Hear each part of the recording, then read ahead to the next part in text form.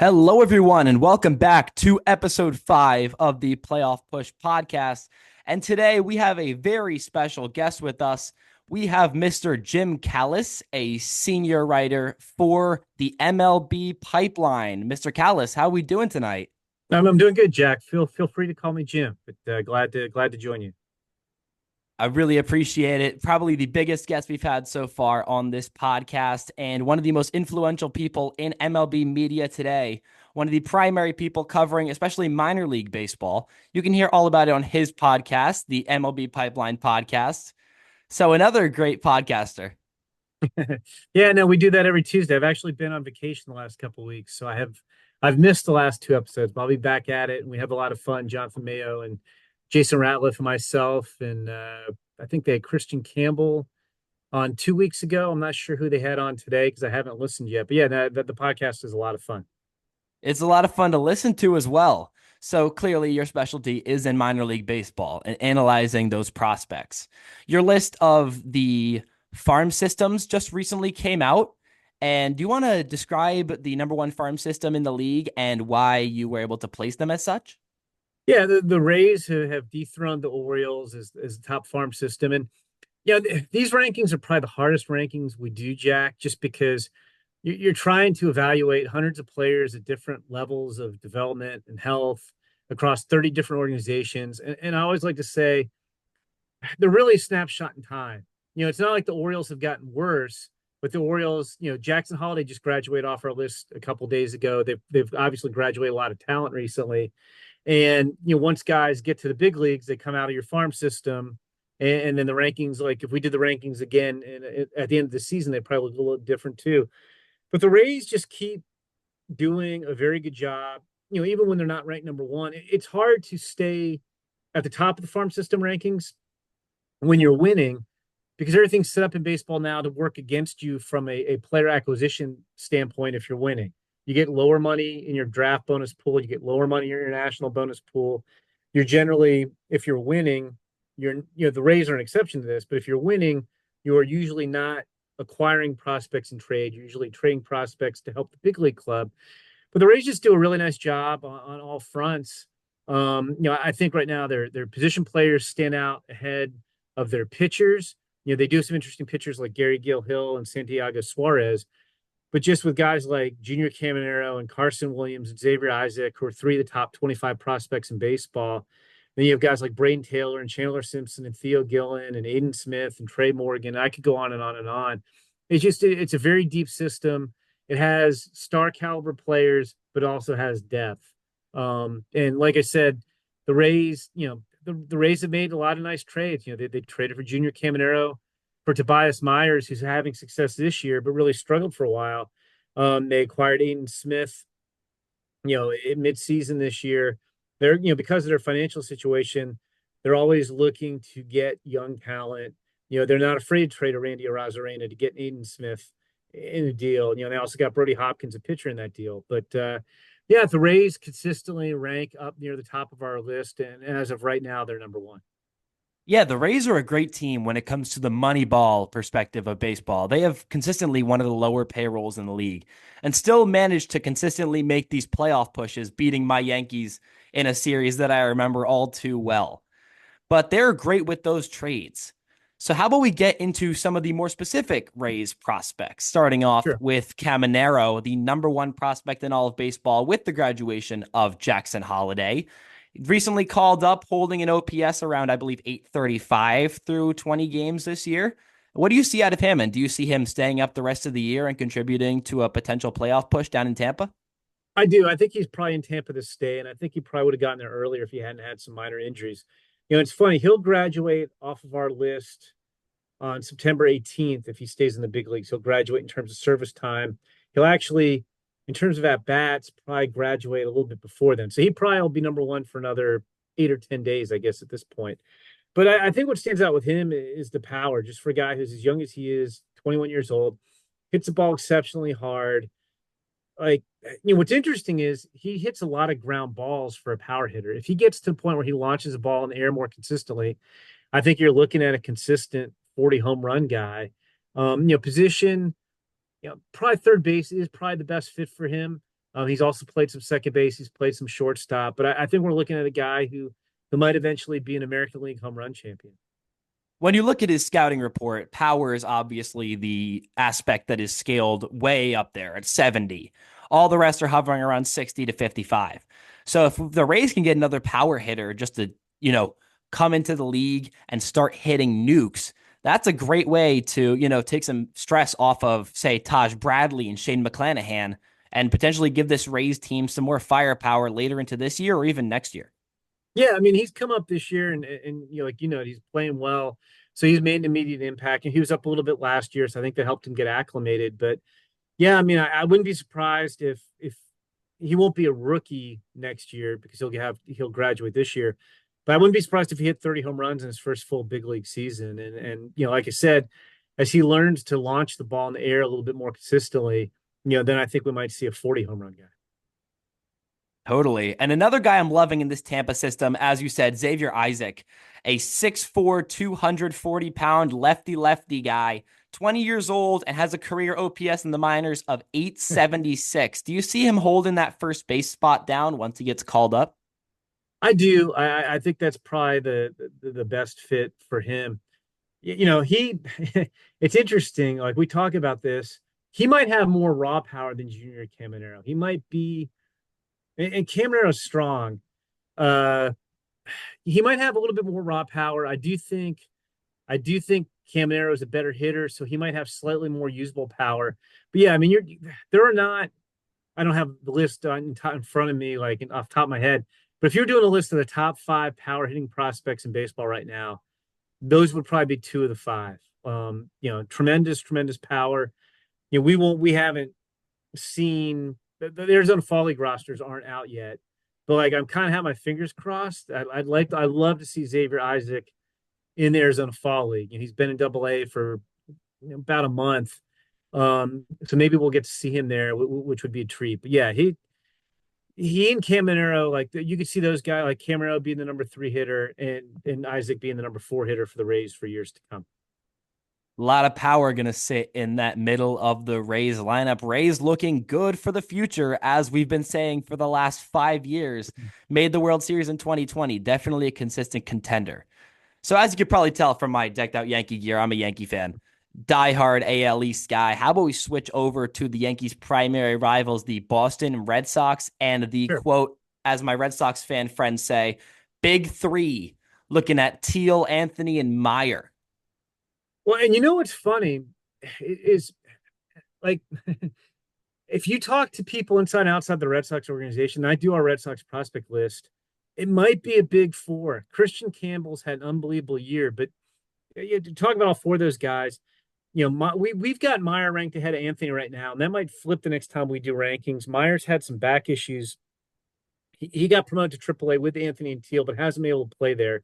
But he's a guy who can contribute on both sides of the ball and be, very solid defender at shortstop and maybe a 25 home run guy. He does everything pretty well except for he's not a big runner.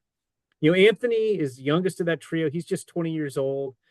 Tremendous power, advanced control of strike zone. I think he's got a higher offensive ceiling than Meyer. Meyer's got a he's got a I think Meyer's got a little bit more. Not I shouldn't. Let me say we have Meyer ahead of Anthony right now because he's got a higher defensive ceiling than Anthony. So I think when you factor that in, he's probably slightly more valuable. But I keep going back and forth on those guys.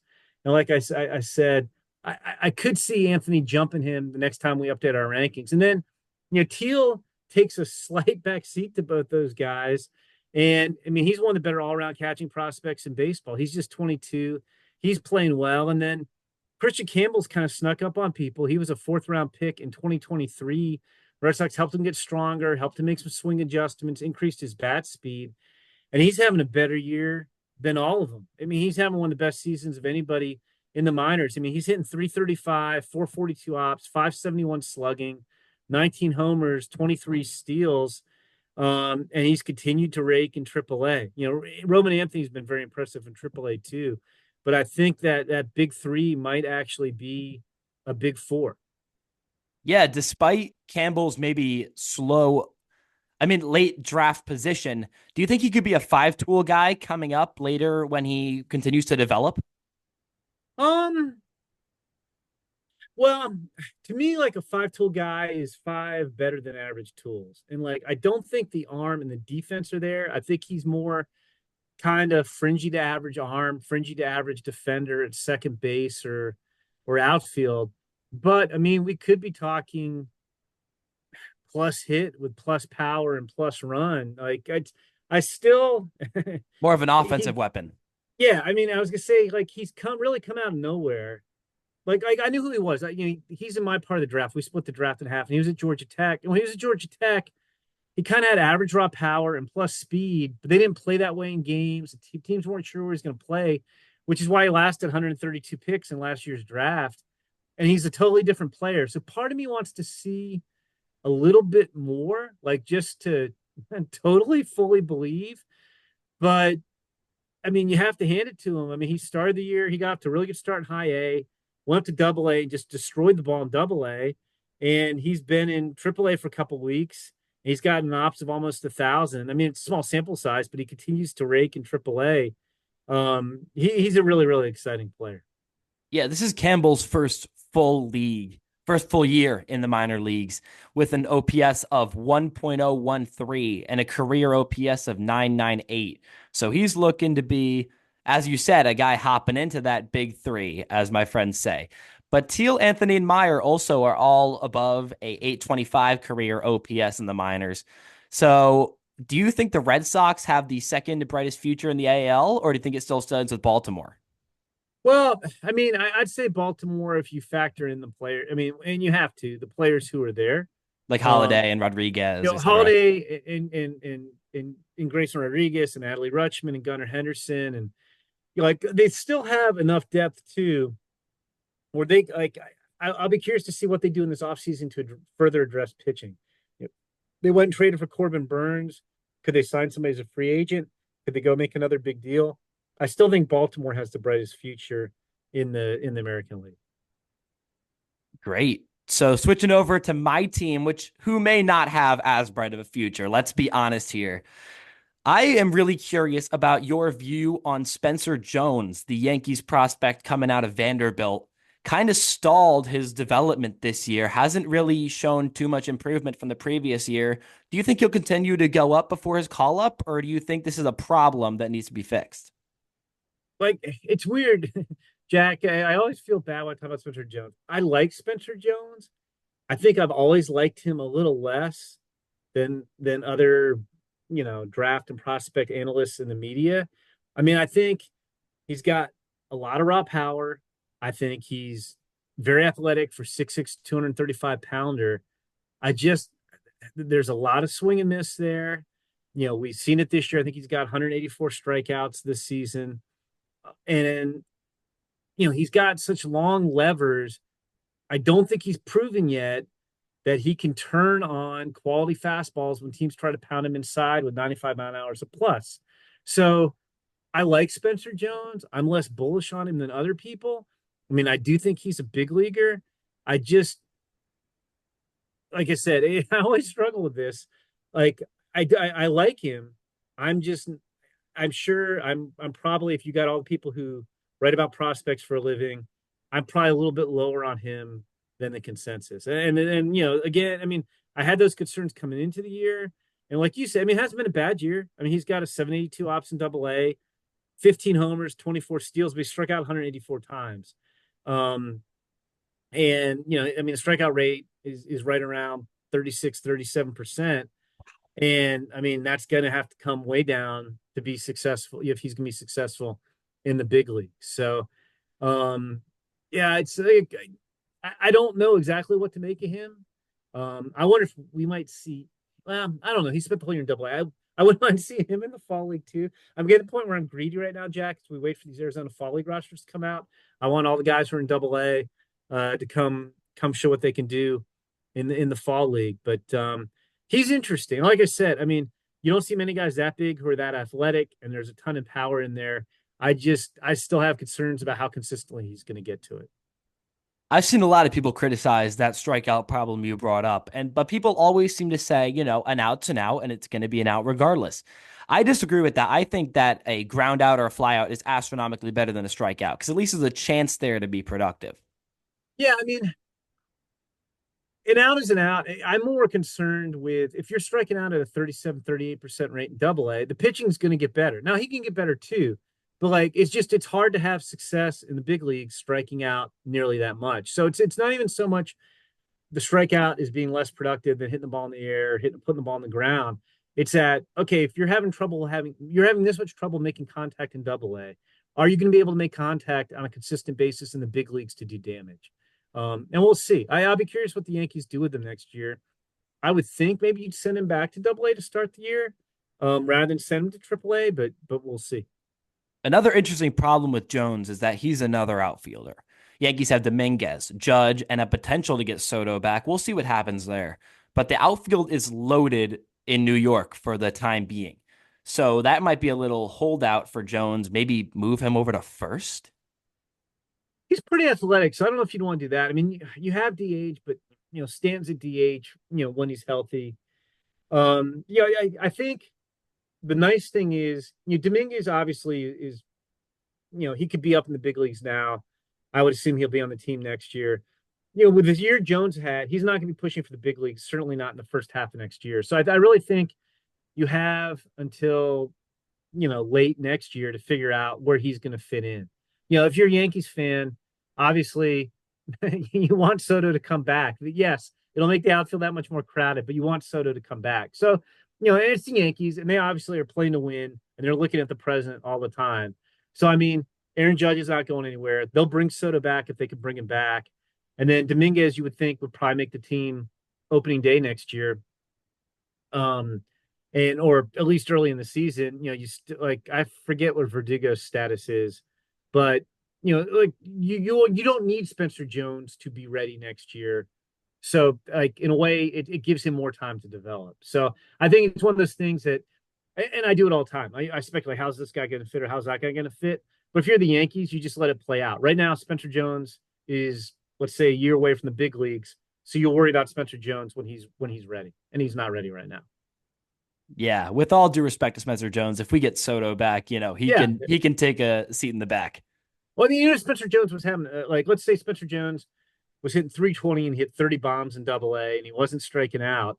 You're still re-signing Juan Soto if you can re-sign him for the price you want. And obviously, I mean, I don't know where the Yankees will draw the line, but the Yankees can afford to pay Soto whatever they want.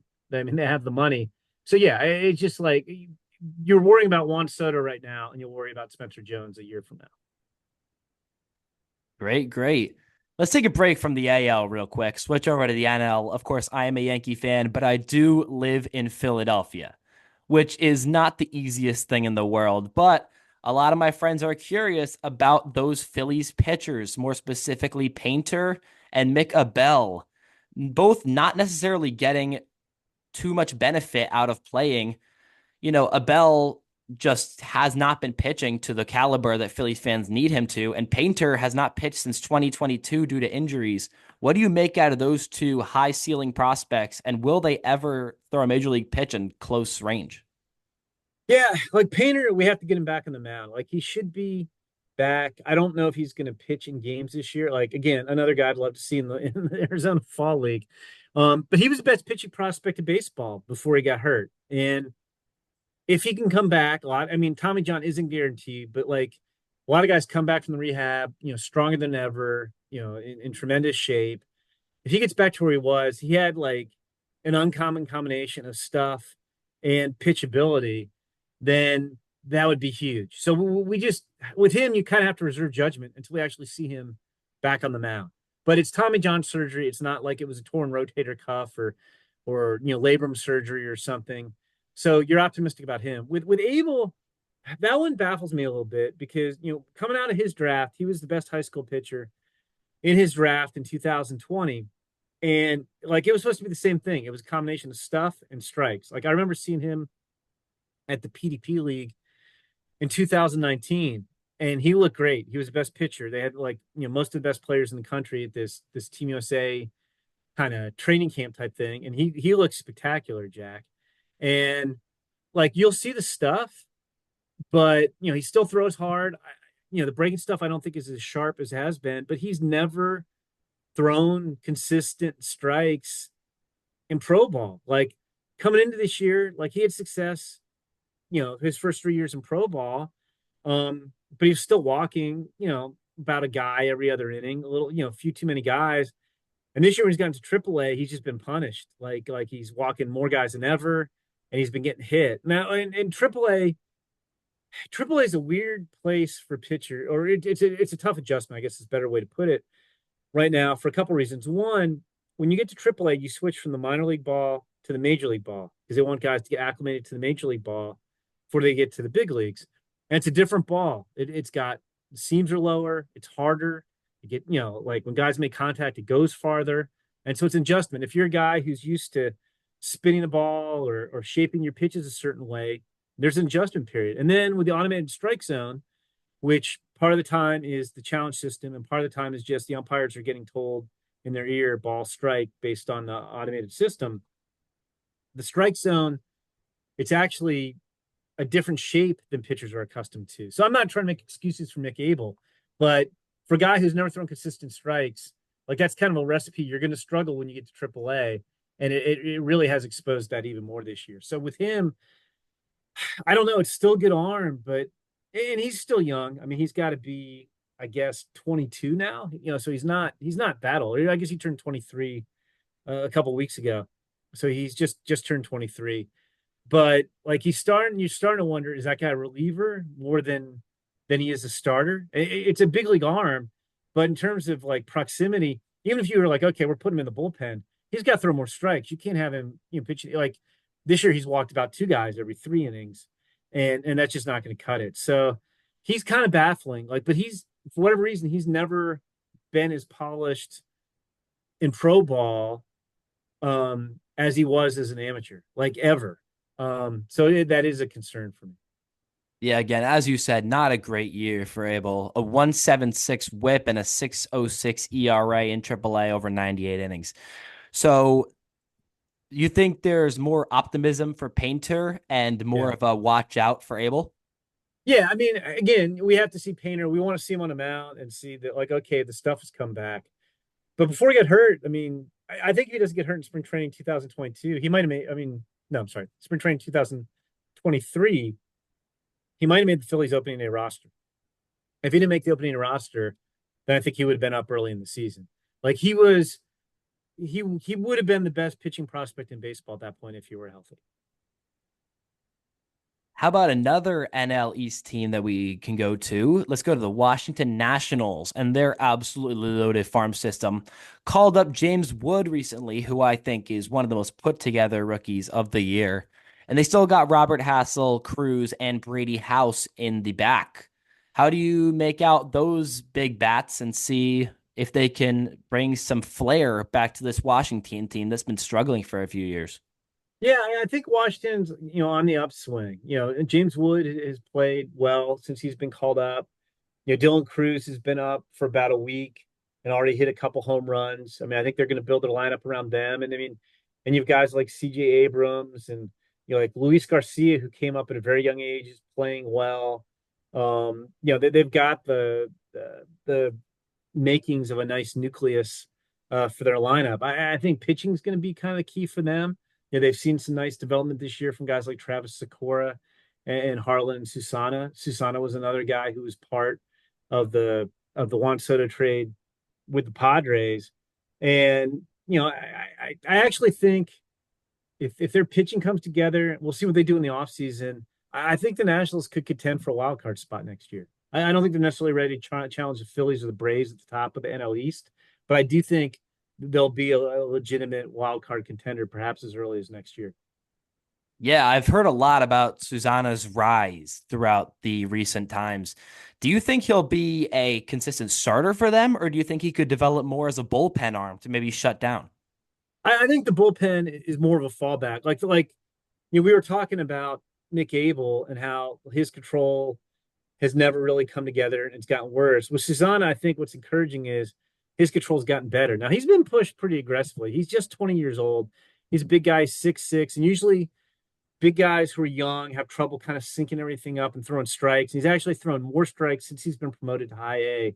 So I feel if you'd asked me that coming into the year, I would have said, yeah, there's a lot of reliever risk with Susanna, and there still is reliever risk with him.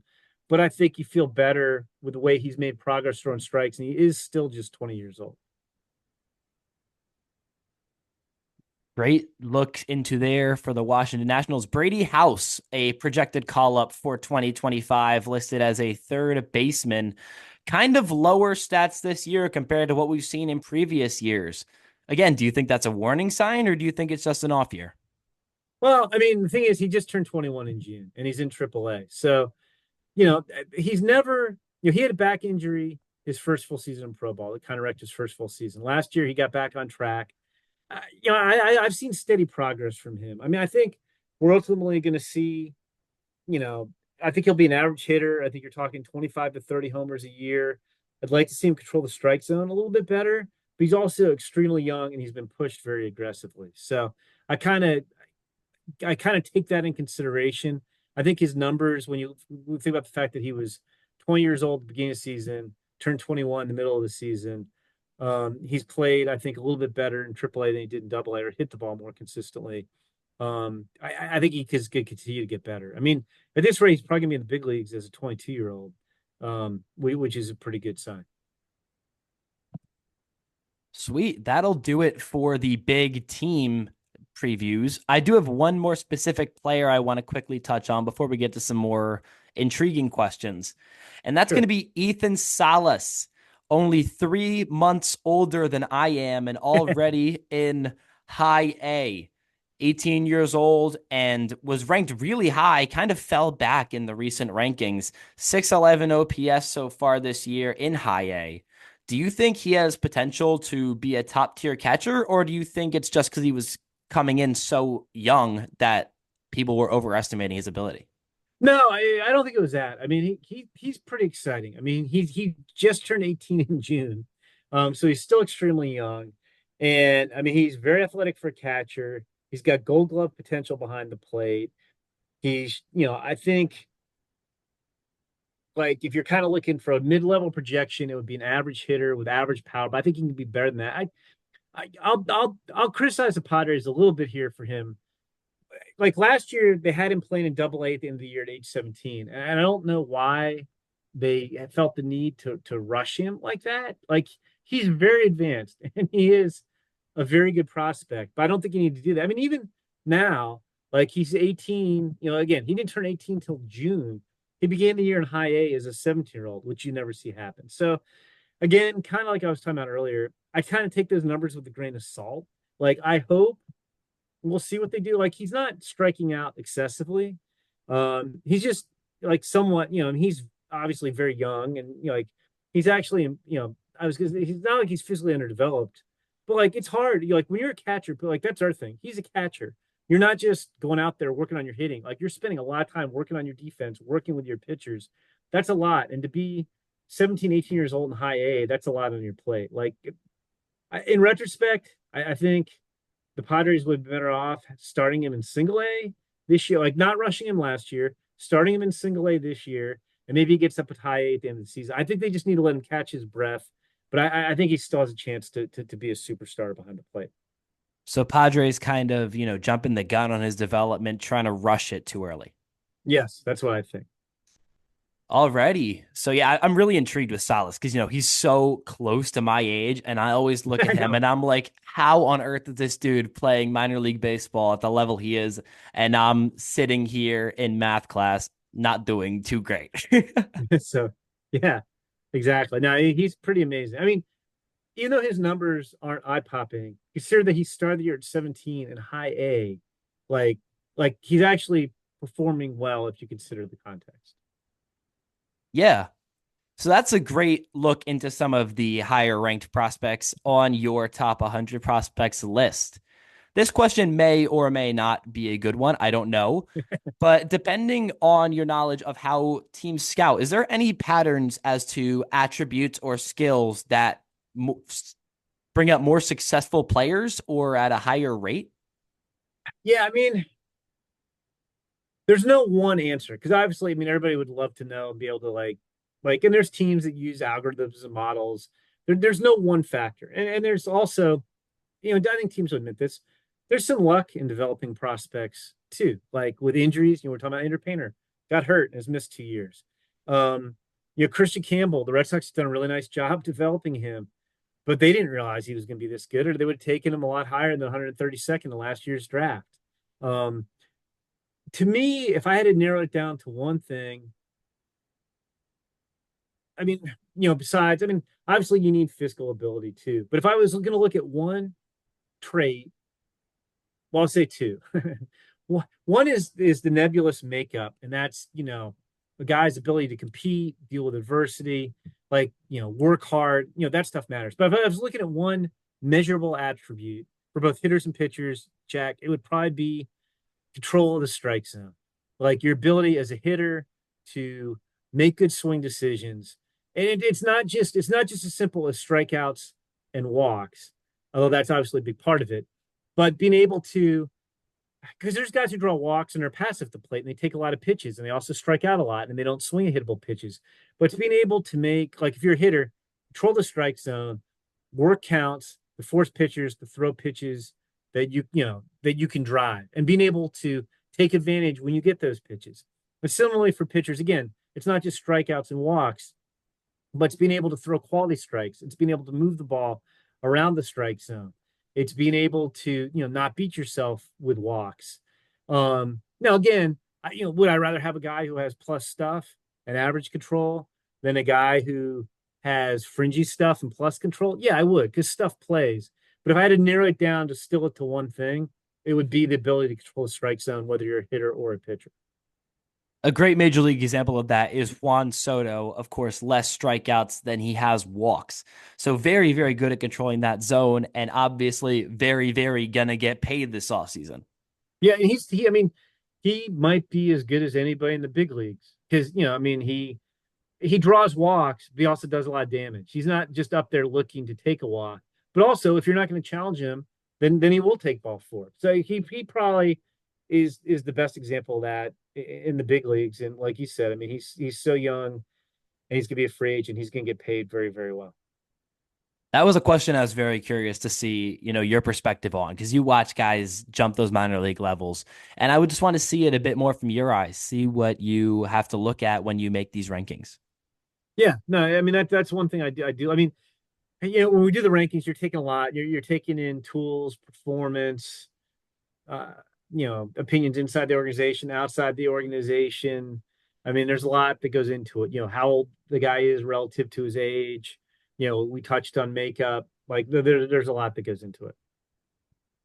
Now, two little final questions. One of them is subjective, and one of them is just for, some humor at the end of this show. Okay.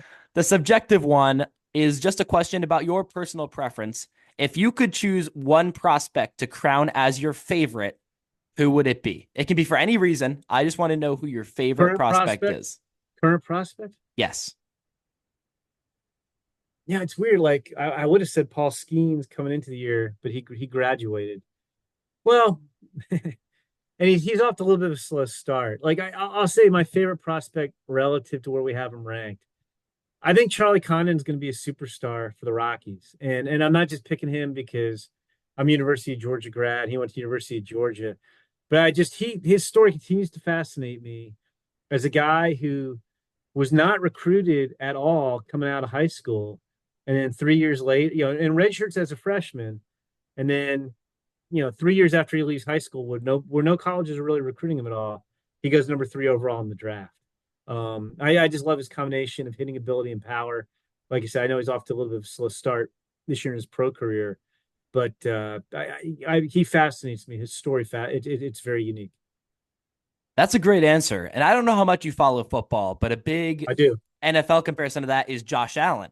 I don't know if you've Yeah. seen, but he was not recruited out of high school, sent emails to like every coach under the sun, and eventually got an offer from Wyoming, went balled out, got drafted high, and is now a consensus, top 5, top 3 quarterback in the league. No, it is, and he's interesting too because like it also shows that there's exceptions to every rule.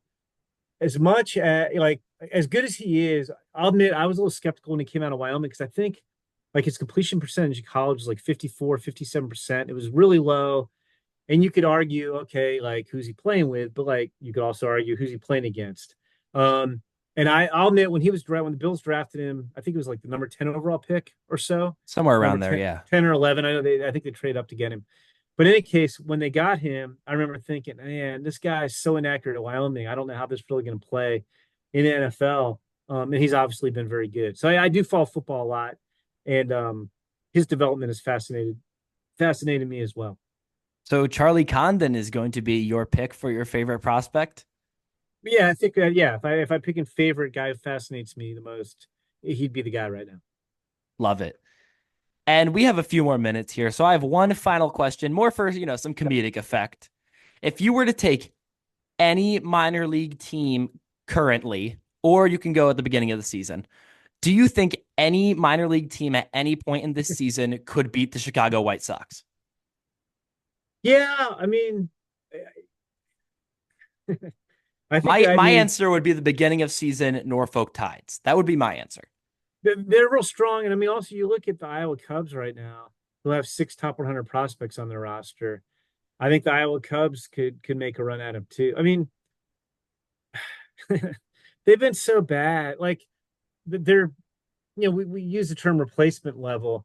The Cubs have been, I mean, the White Sox have been sub replacement level. So yeah, it's a mess, and I don't know if the game's over, but like I live in Chicago, They so were getting beaten up by Baltimore just like an yeah, hour ago.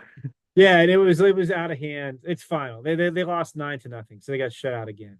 My Um, goodness. yeah, which is 12 losses in a row. If they continue at this rate, they'll have the worst winning percentage in the modern era. Yeah, I think it's 12 losses in a row. But now, yeah, they're 31 and 102. So like yeah, it's very, very sad. 12 losses in a row is what? Their third worst streak of the Yeah, year? it's only their third worst streak of the year. Exactly. And I think So, if you took away those three streaks, they'd still have the worst winning percentage in baseball. which is ridiculous. And I think haven't they is it are they hold on, I'm gonna look this up real quick because it's like baffling. Like I remember the other day I heard that they'd won four of their last 40 games. And I was like, come on. Oh, yeah, that's true. That's true. That's true. Well, I yeah, did. but I it's saw worse that than too. that now. It's worse than that now. They've now won four, I believe, of their last 46 games. Holy cow. I know, like when I heard they won four of their last 40 games, I was like, that can't possibly be right. It Um, is. and it is.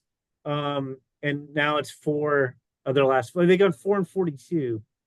Uh, and what's weird. I was talking to somebody about this. Like, I don't. We don't remember this now. They had like from the end of April through like May 21st. They went on a little bit of a run. Relatively, they started the year 3-22, but then they went 12-12. They played 500 ball for 4 weeks, and then since then they've gone Not 16, great. 16-75 since then. Wow. Well, yeah, all So, their numbers are baffling. I think they might have the worst run differential in modern Major League history now after losing tonight. all right. So your answer is yes. You think there are minor league teams that could win? Yes, especially I think the White Sox. Like not that they aren't trying, but I also think just all this is weighing on them. That yeah, it would be interesting if you took whoever the best team is in AAA and they played a 7-game series against the White Sox. I'd probably take the best team in AAA. All righty. Thank you, everyone, for listening to episode 5 of the Playoff Push podcast. New episode next week, as always, 5 a.m. on Wednesday Eastern Time. Guest still to be determined, but we will make it the best episode we can. Thank you all for tuning in. Thank you, Mr. Callis, for joining me, and have a great rest of your day on this Wednesday morning.